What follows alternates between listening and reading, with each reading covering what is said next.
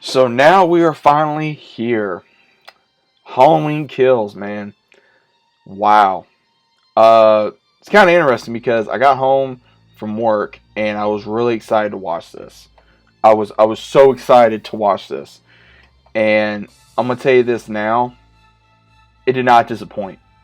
It did not disappoint, man. Oh my gosh. Wow.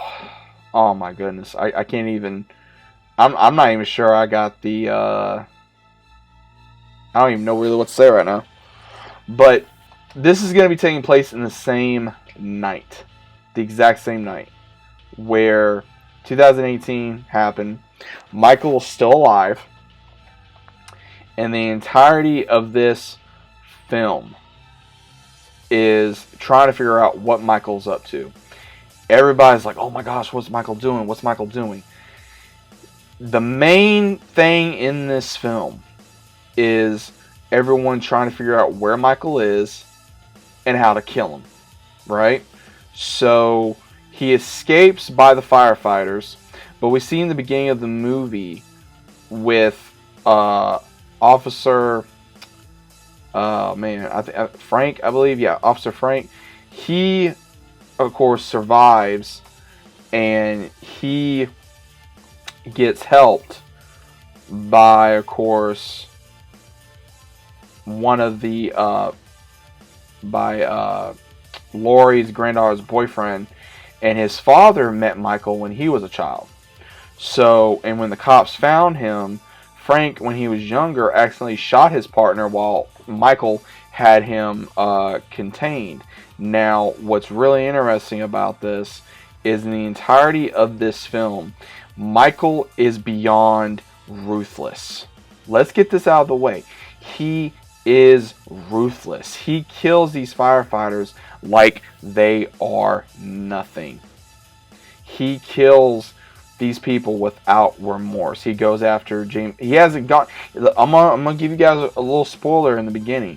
He does not really go after Jamie Lee Curtis in this film because we later find out that mainly he just wanted to go home and he was killing people anybody got in his way. Now again, he does come across the ones in the original film. He comes across Frank, comes across Tommy, comes across, of course, Lori.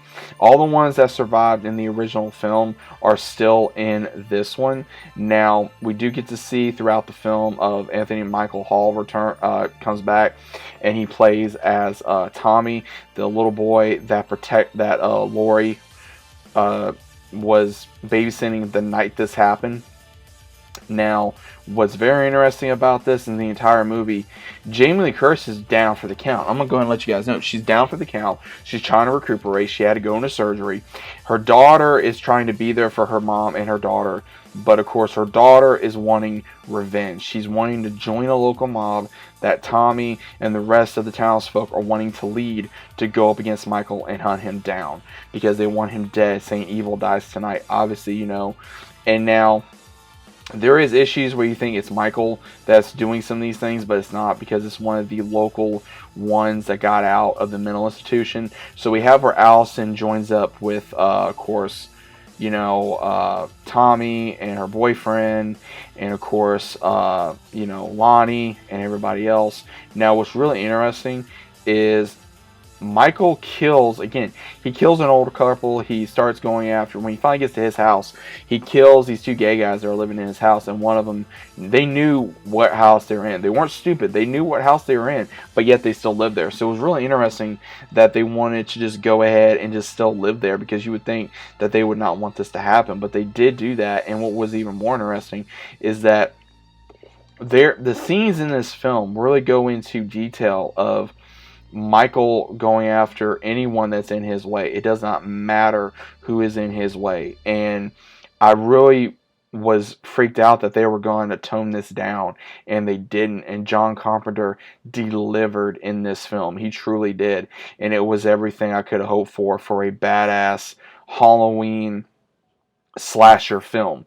There was a lot of things that they wanted to take out. Like, for example, they wanted to take out the scenes with the firefighters. I'm very happy they did not, because again, this is a horror movie, ladies and gentlemen. This is a horror movie. This is something that happens in horror movies. It doesn't matter whether you're a police officer. Again, okay, why didn't they do this for police officers? Okay, it's happened for so many years in horror movies. Same thing, whether it be Michael, Freddy, Jason, Chucky, Leprechaun, Ghostface. It doesn't matter. And I'm so tired of people wanting to tone down a horror movie for the reason it is a horror movie. It is not a happy-go-lucky movie. It is a horror movie for a reason.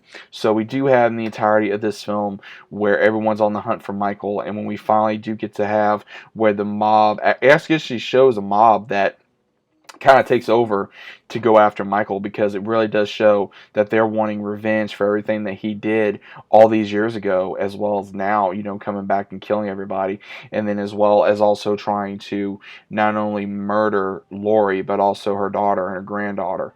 And then after we see where Michael finally goes to his home, and we see where Allison's boyfriend's dad goes in there, he gets killed, and then of course they have this fight with Michael, and even we see a lot of Lori and Allison as well as Kate. And what's really interesting in this is that when we see her literally say the same words her grandmother used, and right when it looks like Allison's about ready to be killed because of her breaking her leg after Michael slamming her down the steps, here comes uh,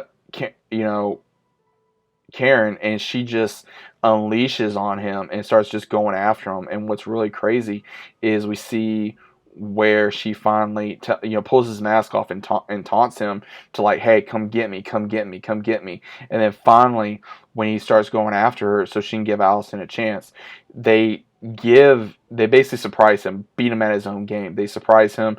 The whole town's full. I want to say maybe it's like 15, 20 people, and they corner him and beat the living mess out of him. They shoot him a few times. They beat the living crap out of him, but it does not seem to do anything, because right when it seems like they won, Michael gets up and slaughters every one of these guys. And then as soon as it seems like it's over, not Allison, but Karen sees Michael Myers' sister in her room.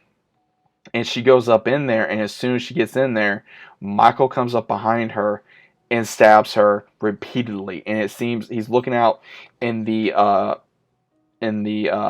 window, and you see where Jamie Lee Curtis, Lori, she's looking out of her room, and it's almost like they're in sync, and it's like she knows, and that's how the movie ends. And there's so many leaks that Michael was going to win, or this is going to happen. Again, I'm happy they kind of gave Michael the victory in this one, because I felt like it was needed because of how they were going to do this film. And again, all the critics, most of these critics, they're not going to know nothing about a movie. So if you're going to listen to a critic, don't listen to that. Actually go see the movie for yourself and have an opinion. If you love it, okay, great. If you don't, that's fine too.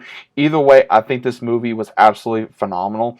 The only issue I have with this is there was a few times in the film, like we had this this couple that they wanted to try to help go after Michael, which again, they really knew nothing about Michael Myers.